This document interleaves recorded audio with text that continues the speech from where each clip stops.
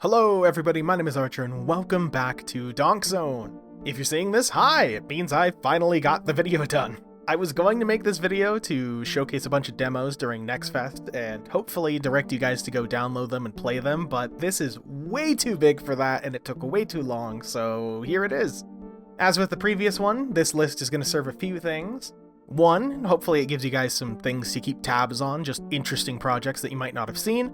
Two, hopefully it serves as some decent feedback to devs, but honestly I imagine they're inundated with tons of it, and helps me get some thoughts that I had on demos that I played down. I suffer from yapping at my friends too much and not really being able to get my thoughts into a coherent string, so this is mostly just a bullet point script for me to yap with. And finally, hopefully it serves to support some of these projects because I want them to succeed. Nobody likes bad games or games that fail, and I want to do any little bit that I can to help. So we got 20 things up for you this time, and we're going to take it from the top. Number 1, Bullet Chain Vessels. Bullet Chain is if Neon White, Ultra Kill, and Devil Daggers had this weird hybrid baby thing. It's a movement shooter with a heavy focus on how you're tearing apart demons, as in you don't really have a weapon, you have your titular bullet chain that you have to slap into enemies to do specific things. For certain enemies it could be pulling away a gun, others it's a buffing tool for you where you can like crush their head thing to buff yourself. Some it's an actual grapple hook that lets you swing around, so you're constantly wanting to prioritize who you're grapple hooking to and why you're grapple hooking to them. It's got a deck building element later, so you do runs in this roguelike fashion and you earn points to build a deck.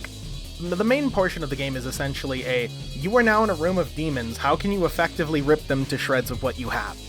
It's hard to explain, but once you get into the groove of IDing what you need to be, where you need to be, how you're going to kill things, it feels really good. It's a little ball-busting sometimes personally, where the game can be really, really hard and have these spikes of just enemies everywhere. Other times it's perfectly fine, and once you get into the groove of it, it's okay. I found that the wall snap movement was a little jank, but I do see a ton of potential in this. I'd like to see more interactions with the hook, like maybe being able to snap certain wall types, pulling things to you, spin it for AoE damage, just more stuff with the chain. You have bullet chain in your name. Let me do freaky shit with the chain. But yeah, check it out if you like those FPS roguelike type things. And again, I didn't even really touch on the deck building element, but that's because I didn't get into the weeds with it, but it's cool. It's all a really unique idea, and I'm down for it, so check it out down below. As with everything, by the way, they are all down below in the description in order, so you can just skim that. Number 2, Scope Creep. Scope Creep's an incremental game with a neat twist. You're given this small field to operate in, and you attack to the beat automatically. You control this little torch, and it tries to home into your mouse position. It's pretty simple stuff. You're basically just slowly trying to attack things, and you have this limited field you can operate in, so you're essentially trying to optimize protecting your core while also trying to do damage and get souls, get your resource. It started out slow and got crazy as it went on, but just enough to give me some hope that it'll be super cool when it's out. For an incremental game, it was pretty alright. Some of the upgrades didn't really fit the theme as well. Like, you get rockets and a Tesla effect later on, but the theming isn't there. It's just like, they're just rockets and a Tesla, which is kind of boring. It should be soul-themed, you know? But with the incremental games, any sort of good, well-executed incremental game usually has its own vibe, its own flavors, and this is no exception. It has this weird soul aesthetic going on, and I like it. It was pretty good, and I just hope it gets more variation and theming refinements. Number 3, Hovercrafts X Nihilism. Surprisingly, this one did not click with me, actually, at least gameplay-wise. I just really like the theming and the ideas, but it's super rough, and we'll get into it. It's essentially a boss fight exploration game where you're a guy in this hovercraft armed with a machine gun and given a mission from like this high command. Hunt the things we tell you to. You have an ongoing conversation with someone you care about on the planet, and it has themes of nihilism and apathy. It was super heavy-handed in my opinion. Heavy-handed enough that somebody would want to turn it off immediately. However, I don't hate it. I walked away from it feeling a little negative about it, but then as I thought on it, I'm like, I don't really hate it that much. I just think it's not well executed enough and it needs to get there. So gameplay-wise, we'll break that down first. Gameplay-wise, you have your machine gun, you have your little boat, and you have this dash mechanic that works by doing like an active reload type timing system, and that's really it. Unfortunately, at least for the 2 bosses that I encountered, because I only did 2 bosses and it lost me there, so... It needs control smoothing. I feel like driving and machine gunning weak spots should just be smoother. Like, I tried to give enemies a volley from, like, side cannons, you know, almost like a boat, and it just really felt like I was fighting the controls a lot to do that, when in actuality, I should really not be moving that fast and just standing still, which is what I did with the second boss. Which means, I mean, you're giving me a cool movement tool or movement system and then just not doing anything with it. It's like, if it's better to stand still, then why? The dash increase was cool, but it tends to pull your eyes away from where you're going down to the bottom of the screen, which defeats the point in my opinion, because then you're trying to hit the reload and it's just, ugh. I'd also like to see the actual machine gun get spiced up a bit, maybe ammo types or unlockables, just modes for it, like a shotgun or a charge or something, just to break up the monotonous gameplay. It feels super rough. It feels like something I'd find on itch.io that's just not there yet, and I think it can be something. The theming's cool, the idea's cool, it's not there yet. So this is here as a tentative, keep your eyes on this, but I don't know if I can necessarily encourage checking it out now, just a keep follow and keep tabs. Number 4, Drill and Delve. This is like those generic physics-based digging games, but with a survival focus, and it was actually kind of enough to pull me in. So the idea is that you're this guy, you're working for a mining company, and something happens, you're trapped in the mine. You know, it's pretty generic at first. Resources are abundant, but you're constantly fighting your tool management, your light management, and your oxygen management. It's a cool idea once you start getting into it because there's zero grav areas and different logs you can find of people in their bases who are dead or something happened, and that's what pulled me in. Just enough theming to keep the gameplay, which is pretty sparse, like alive, I guess. But that being said, it did have quite a few problems I'm going to get into. Resources are just too abundant. Like, I frequently had caves where I just had shitloads of resources and a full inventory, and it just wasn't a problem whatsoever, aside from just me realizing I need to go back, but it warns you when you're at 25, so... The concept that I would encourage more is puzzles, because you have these different bases and you get upgrades by going to them, so I found in my playthrough oxygen upgrades, the laser drill, and grav stabilization boots. And that's cool, but it needs more puzzle stuff going on, more elements to keep you invested in going to these different bases for specific things, because some of them just felt like they were pointless. I would encourage adding more to the base kit too, an alt fire that lets you clear clumps of stone, and keep in mind, later on I get a laser drill, but I'm talking about in general, so like a general kit increase. And some way to create lights that you can leave stationary maybe, or like a charging or chaining beacons. Something to do that prevents the monotony that goes from point A to point B, because essentially this game is point A to point B. More in-between caves and like little terrain hazards you could accidentally drill your way into, you know what I mean? Small rooms to break up the, I'm just drilling through a wall to get to the place I need to go. But other than that, I really like the survival element and I like the idea. I want to see it flesh out more, but it needs a lot of work because there are just points where it feels super boring and it really shouldn't have to. Anyway. Number 5, Lootbound. Despite the popularity of this one, it's okay. I thought it was alright. It's a Slay the Spire type roguelike. It's got fantastic art, it's got okay gameplay, suffers from builds becoming a bit static towards the end of the run. Its big differentiator is that it's inventory based, where you're trying to slot in items to interact with others, but personally it didn't do enough with that for me to sell it to me. Needs more class and equipment synergies, as items later on just kind of feel generic, and I won my first run, the only run that I did, so that took about an hour, and it just kind of, like, I see the potential, but it's okay. Number 6, Plentiful. Plentiful is a weird god game. Surprisingly, those are still around. Essentially a city builder of some type. Okay, it's a little disingenuous to call it a city builder, but it's a god game, you know.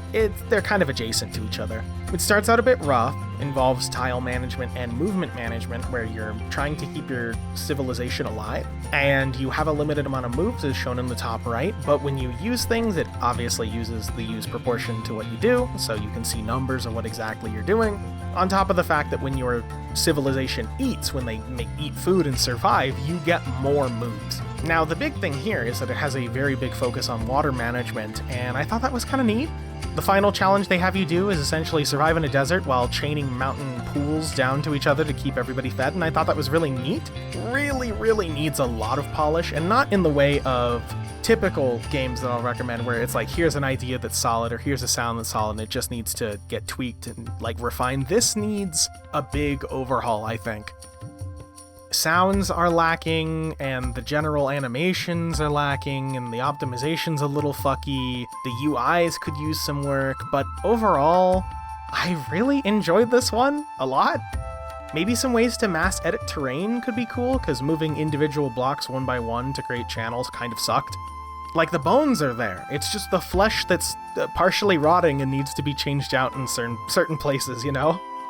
Maybe a tech system for, I don't know, area management and cultivation. As your civilization gets better, you have to deal with different challenges that all still revolve around the food and water.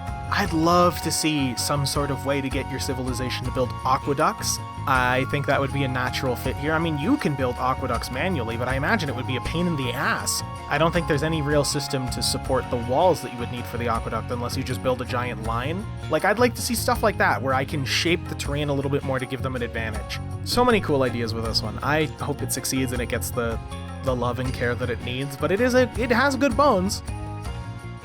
Number 7, Snacktorio. As the name implies, Snacktorio is a Factorio-inspired factory builder where your goal is to shove snacks into the infinite demon maw of hunger to protect the world. Simple, clean, and it's a wonderful demo. Just to get everything done, I had to pull myself away from this one. It's very easy to pick up and understand, it has a cute premise, it has really clean and readable art, the sound design is solid, the premise is cool, and it's just interesting enough to keep you there without being too much to overwhelm you. It's a very fine line and it does it fantastically. You have the potential to sprawl a factory out into total factory spaghetti and literal spaghetti, so what more could you want? And I cheekily wrote here, aside from a snack, but I kind of hate that, and I'm leaving that in anyway so I can get laughed at in the comments. Number 8, Steel Artery. Steel Artery was a mixed one for me. It's a Dwarf Fortress-style colony builder set on a train. Sounds like a radical time, but the hour I spent on it was just tutorial, about 58 minutes. It's not that it's a bad tutorial per se, but it's just very dry and slowly burns the interest to a point where it's just, I couldn't motivate myself to keep going after a certain point.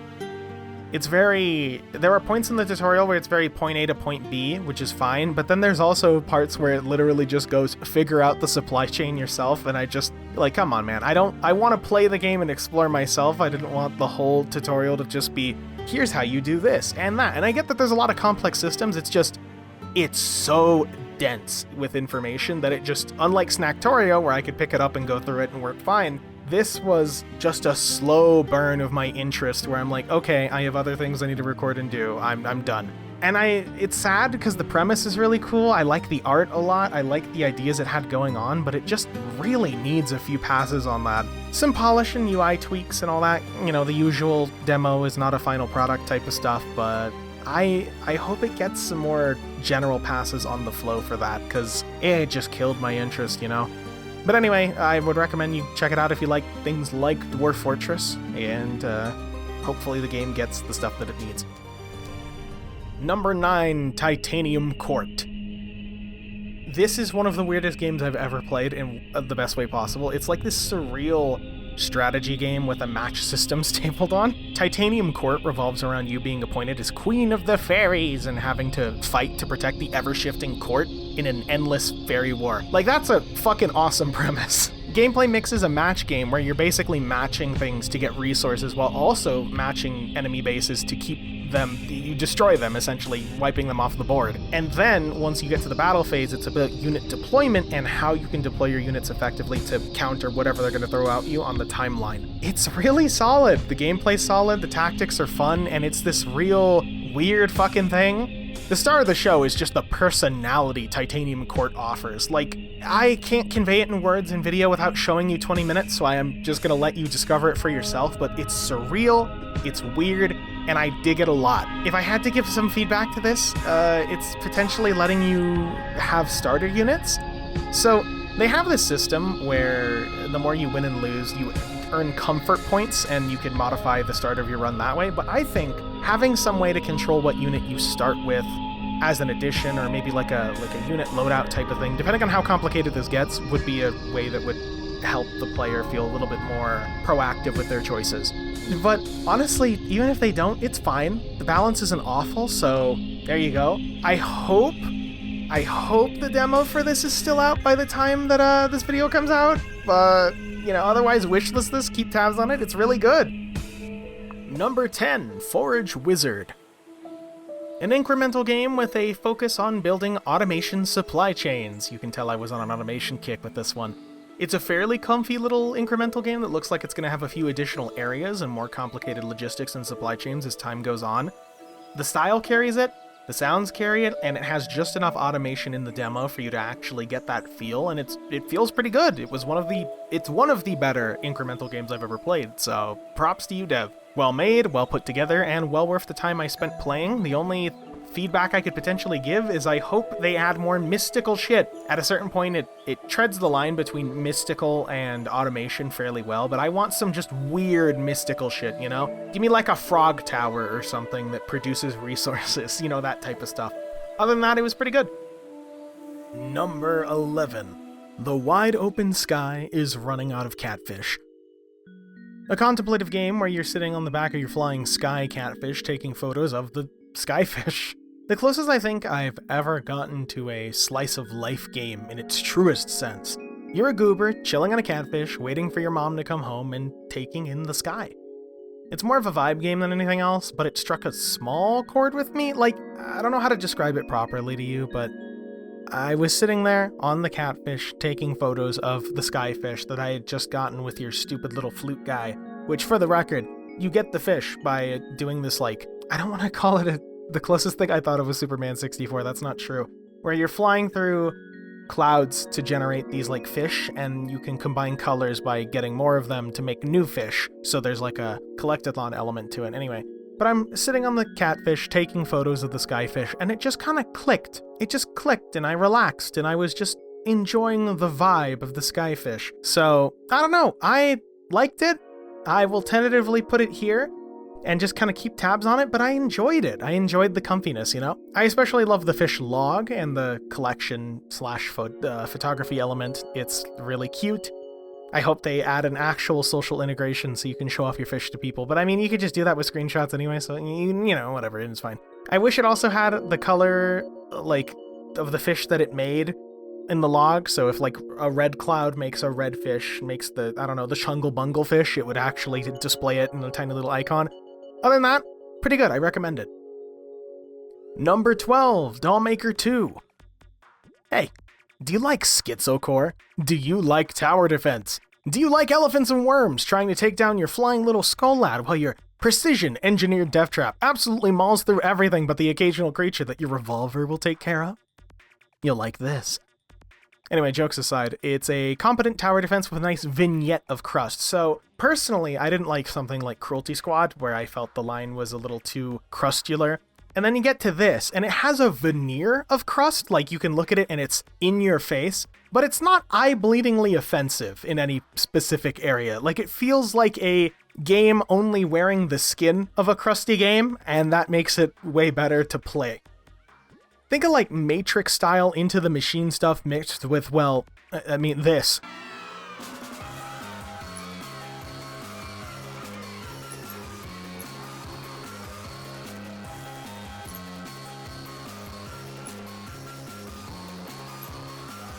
How do you even describe that? Look at that. That's a beautiful end scene. A few highlights are the weapon RNG gambling, which I wish I had a little bit more control over, but that would kill the vibe. I hope there's a shotgun or something. Oh, the monkey torture nexus. Yeah, look at that. Wow, he looks like he's in a lot of pain. And as I said previously, the level complete screen, which it's perfect.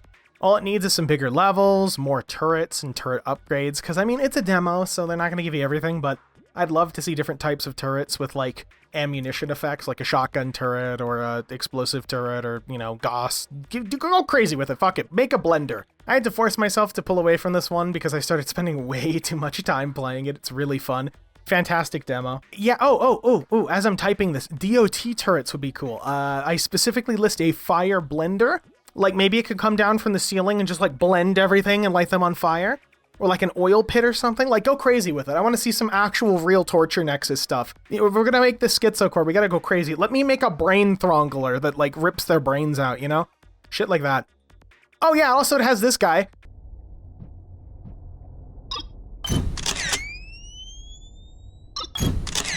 Yeah, 10 out of 10. Fantastic fucking demo. Number 13, Tumor Necrosis Factor. Oh, dude, this one's so cool. I mean, you can tell what type of kick I was on with these coming few ones and the previous one, but I'll just keep this one short, okay? Mostly because the demo's only like 10 minutes. It's an on-rail shooter with a weird aesthetic. Gameplay's alright, and the encounter design's alright.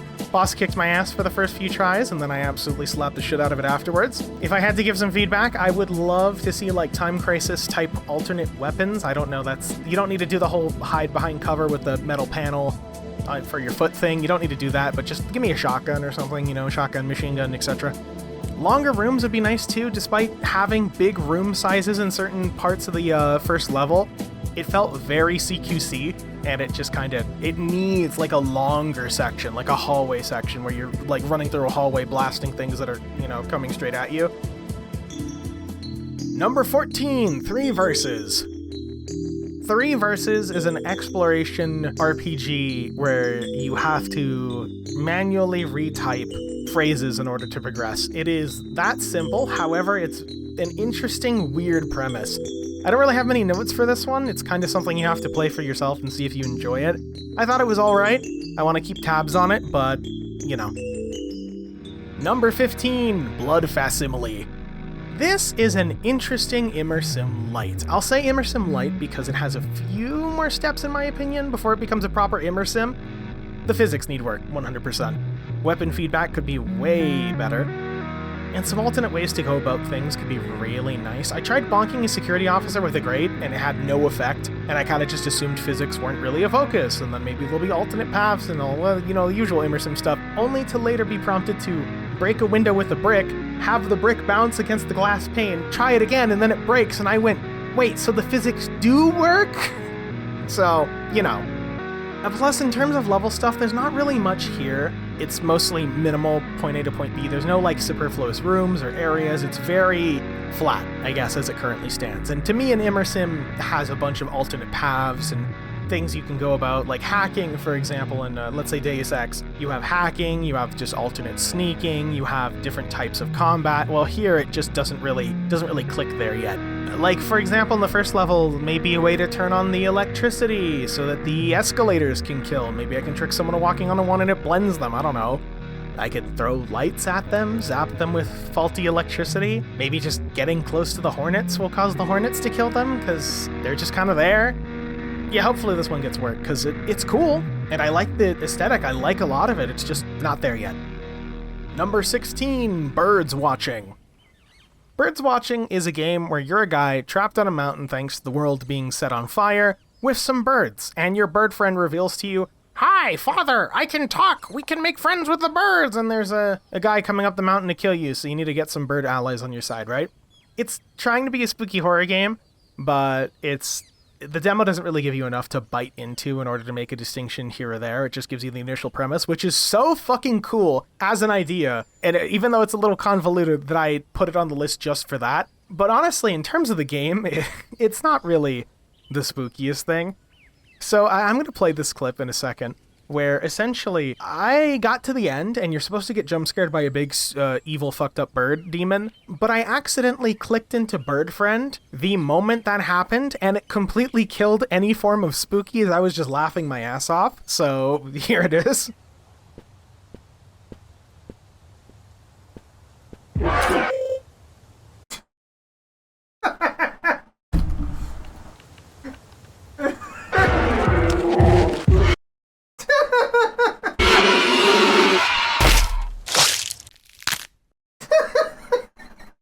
Yeah, That just happened. That was my experience.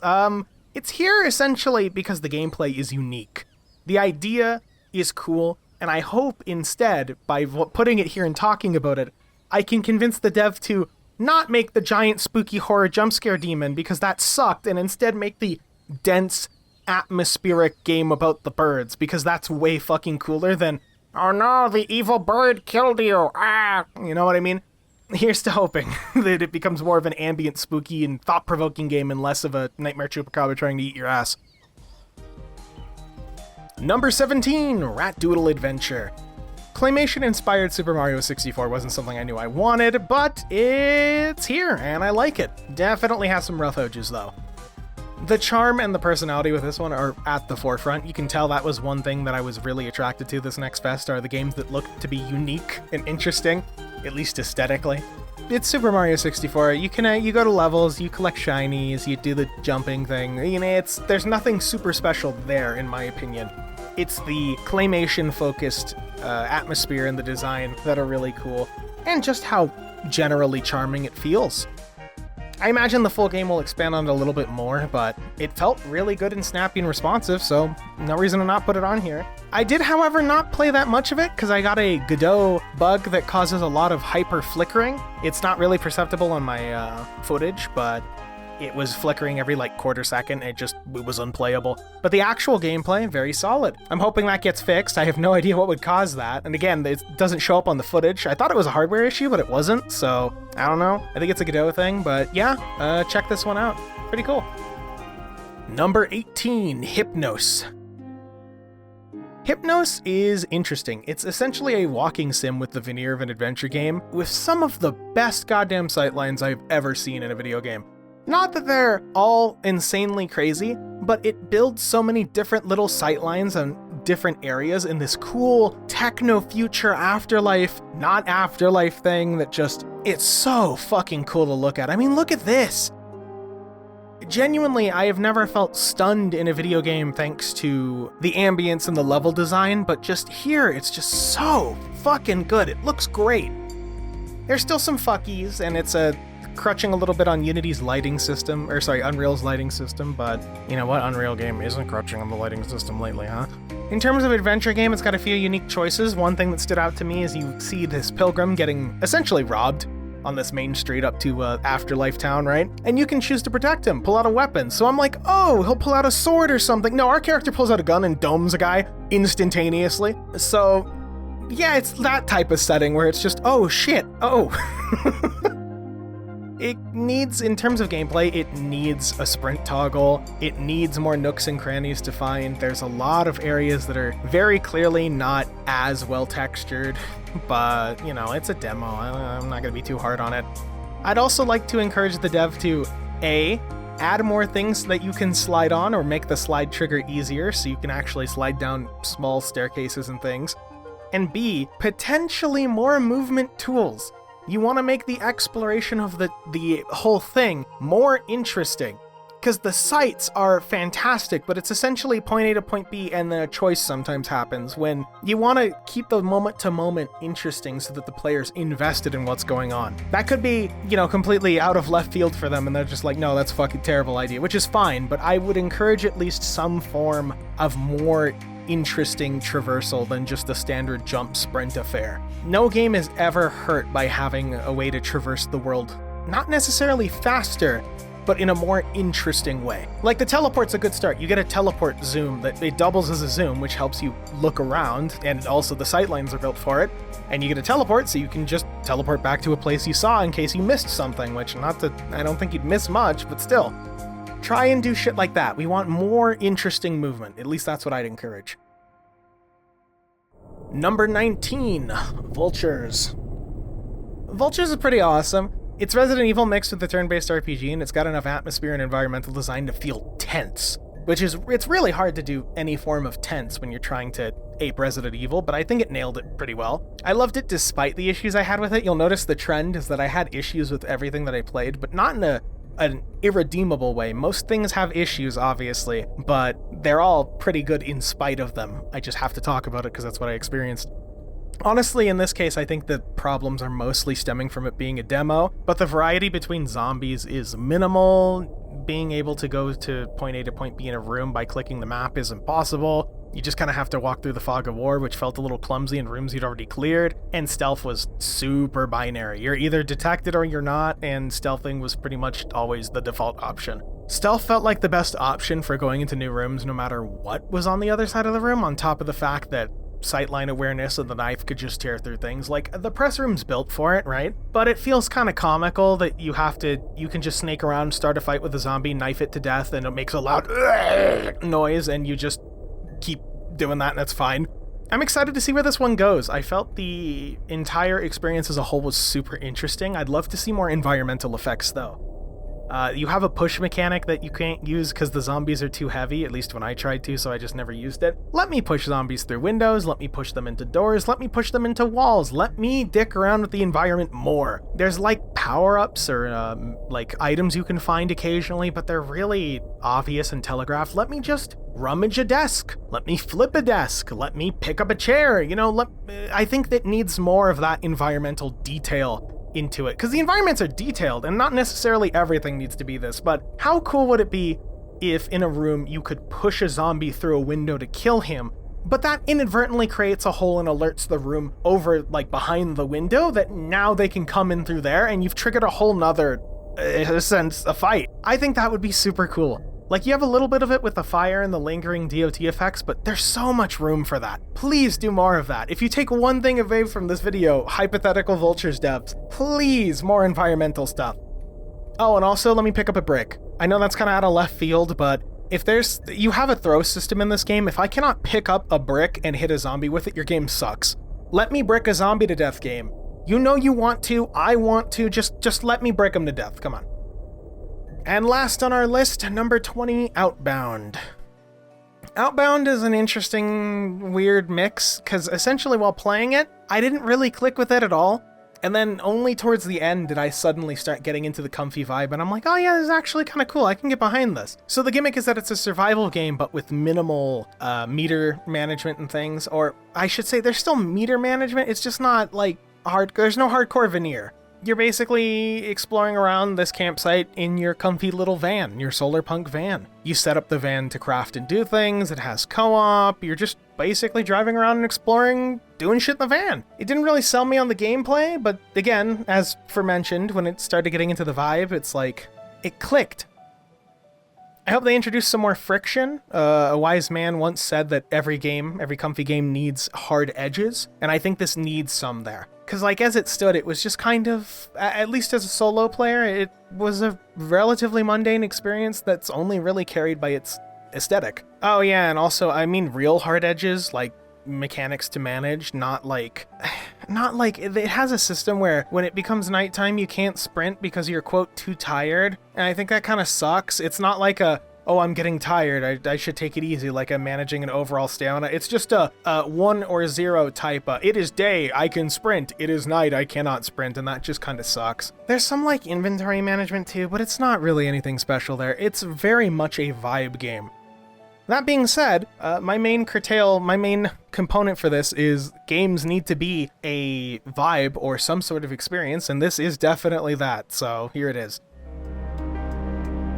And that's where this ends! I was originally going to include some bonus things, like Murray Wildwood's got a demo update and a bunch of just things, and it's like, I have not really made a video this big in a long time. It was a lot of recording, a lot of thumbing through my own notes about things and trying to put them down on paper. And honestly, I'm probably still not going to be happy with this video whenever it's done, but the first one did well enough, thank you. So hopefully this one does even betterer and really gooderer, as YouTubers say. So yeah, thanks for stopping by. I hope this gave developers some feedback. I hope this gave everybody something to follow. Even if it's like one game, it's like, oh hey, well I found out from Donk-Zone, and that makes me happy, so. I'd really appreciate it if you do the generic YouTube things, if you'd like and subscribe, but honestly, it's fine if you don't. But really, I would appreciate it if you left a comment and told me if it's really great or terrible, either way.